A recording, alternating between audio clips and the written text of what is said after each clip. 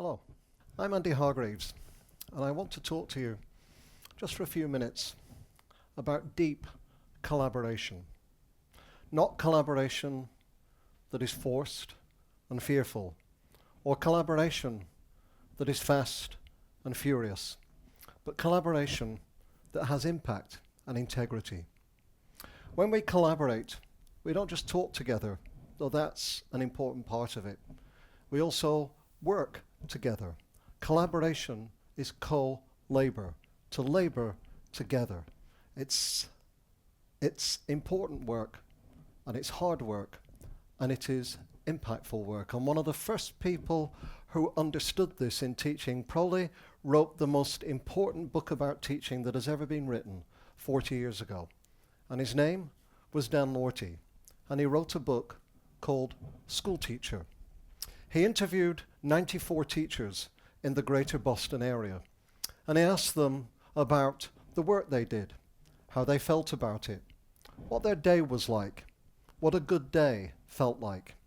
And after he'd interviewed all these 94 teachers, he came up with a conclusion about what he called a culture of teaching that was pervasive throughout the job. And this had three characteristics.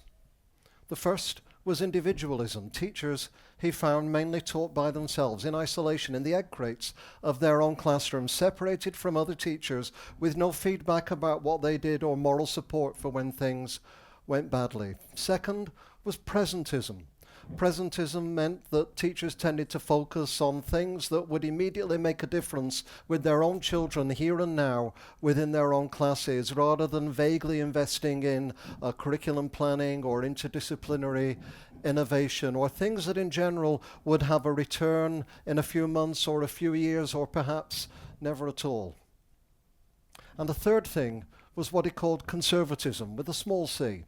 Conservatism was, instead of making big changes that would affect the whole school or the whole system, that they actually concentrated on changes that would make a difference with their own students, who they could immediately affect. These three things had a functional relationship. They interacted with each other and were mutually reinforcing. And this book had an enormous influence because, beginning about 10 years later, people started to take it up, at first in research and then in strategy. And they felt that if we want less conservatism in teaching, if we want more innovation, more risk-taking, more project-based work, more exploration related to things that children were truly interested in, given the diverse backgrounds that they came from, then we should have less individualism. There was a kind of equation that less conservatism meant less individualism. Of course, Lorty was forgetting the third thing, which was presentism, and we'll come back to that in a few minutes. But first, the good news. People took up this idea and first of all showed in research that indeed in New York State, in 78 schools in Tennessee, and 300 teachers in the United Kingdom, over and over again, they found the same conclusions, that teachers who worked together collaboratively got better results with their students, even in very simple tested areas like literacy and mathematics, compared to teachers who worked alone. If you work with other people, you feel support when things go badly. You have access to other people's ideas. You can expand the range of strategies that you have to meet the needs of your diverse learners. Not only can teachers do this, but school districts can do this. Whole countries can do this in terms of how they learn from each other over time, rather than being insulated in their own little egg crate with no feedback from their peers. This is a crucial finding, and then it led to strategic work. People thought, if these are the findings, what we can do is we can actually build collaborative cultures. We can create things called professional learning communities. And Shirley Hord, now in her 80s, but an enormously influential researcher in this field, defined professional learning communities like this. Very simply, there are three things. First, they're about learning.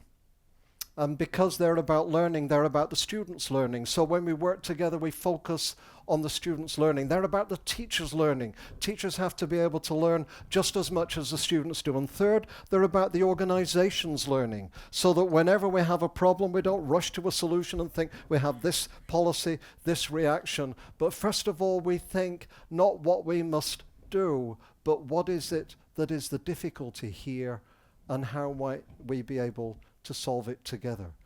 They're about learning, and they're communities. And they're communities in the sense that we focus on the students as a community, and as a community, we care for the people we serve together, and also we care about each other as adults in this community.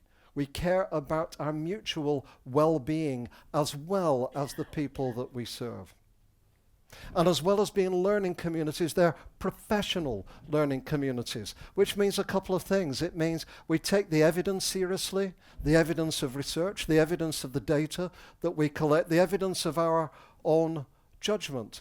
And we talk about this in a grown-up, responsible way where we can discuss our differences and our difficulties as well as the things on which we easily agree. Professional learning communities, collaboration, working together, deep collaboration, not that is forced and fearful or fast and furious, but that has integrity and impact. But there are two threats to this kind of deep collaboration. There's an enemy within and there's an enemy without. The enemy within is that people have sometimes added to the reduction of individualism an increase in presentism. So they want people to collaborate, but they want them to collaborate more quickly. They don't want to spend time building trust, forming relationships, riding around on buses in the dark to get to know each other to distant locations. But they immediately want people to get into teams, into what Richard Sennett called a turnstile of transient teamwork, where you'll have data before you. You'll focus on things that other people have decided for you rather than things that you have chosen yourself. You'll look at spreadsheets. You'll identify whether people are amber, green, or red, and you'll worry about the reds and you'll worry about the ambers, and immediately you'll focus on them, and you'll never think about why the greens are greens or celebrated what you did to turn them green. You're collaborating about other people's things, not your own things. You're focusing on hasty interventions rather than rich conversations on long-term sustained conclusions, or indeed collusions. This is the first threat. It's the enemy within, and it leads to what is called data-driven improvement, where the data take over so much in terms of what we do that teachers become data-driven to distraction and forget to focus on the depth of learning that is at the heart of their work and of the people that they serve. The enemy without is quite different. They don't want collaboration at all. They want competition. They want individualism. They want teachers to be forced what to do with standardized scripts and sit in the dark by themselves. It's a kind of torture. If we treated countries or other people this way and said, we will tell you what to do, it will be autocratic. You will have no freedom. You will have no choice. And we will separate you from each other as teachers. We will separate you from each other as schools. We will separate you from each other as systems.